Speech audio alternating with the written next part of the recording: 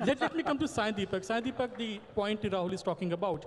See, all across the world, the left has the concept of safe spaces, right? And the right always mocks that concept of safe spaces.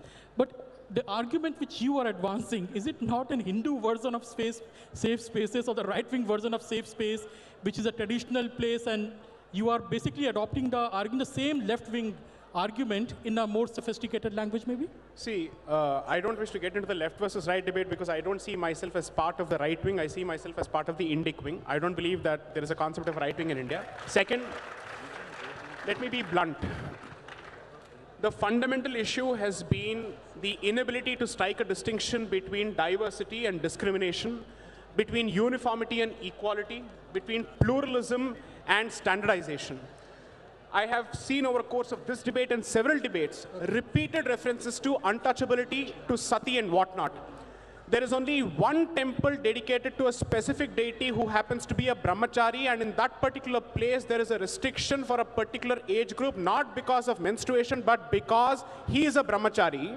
And we are being told that that practice needs to be necessarily compared with untouchability, that needs to be compared with sati pratha, that needs to be compared with widow remarriage. Where is the sense of proportion in this debate? No, Second, I'd like to add something. I'll have to finish my point. I'm not yet done, ma'am, and I've been silent all along. It doesn't make a difference if India is a secular country or not. You know why? Because a place of worship is not a secular place. By definition, it is a religious place. Okay? So please do not apply secular logic to religious places, because you will not tolerate application of religious logic to secular places. Okay? Okay, my only... I'm not done. Please, hold on. Anybody, I challenge members of this audience, because you happen to be a citizen of this country, can you just get into the Supreme Court and say that I will practice in the Supreme Court without having the necessary qualification, without following the necessary rules? Because then your argument is going to be, no, but when the Supreme Court comes out with rules, these rules are meant for everyone, there are not separate rules. Fantastic. Then why don't you recognize the fact that when it comes to the Hindu faith, it believes in diversity of spaces. There are specific spaces which are dedicated to a specific form of energy, and there are specific spaces which are open to everyone.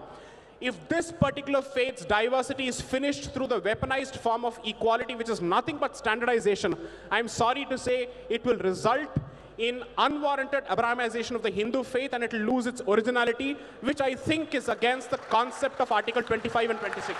I'll just make one final point. You know, it's always possible to muddle the entire argument and muddle the entire issue by comparing it with something very, very bad or terrible.